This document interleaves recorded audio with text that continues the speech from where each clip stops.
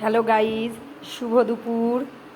আজকে আমরা অনেক দিন পর কলা পাতায় খেতে বসেছি, দারুণ মজা হবে।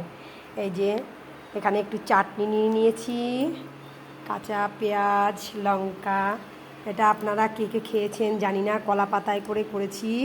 এই যে মাছের ডিমের পাতুরি, আর এই যে স্যালাডের মধ্যে রয়েছে শসা আর চিংড়ি মাছ দিয়ে লতি দিয়ে।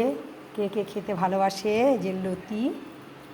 আর রয়েছে আম দিয়ে টক ডাল। আজকে দুপুরের খাওয়াটা হেব্বি জমে যাবে। আর আমার এই যে ছোটো সোনামা এই যে খাচ্ছেন, এই যে তাকিয়ে। তো কেমন লাগছে খেতে? ভালো হয়েছে। টক ডালটা দিয়ে গরমকালে দারুণ লাগে খেতে।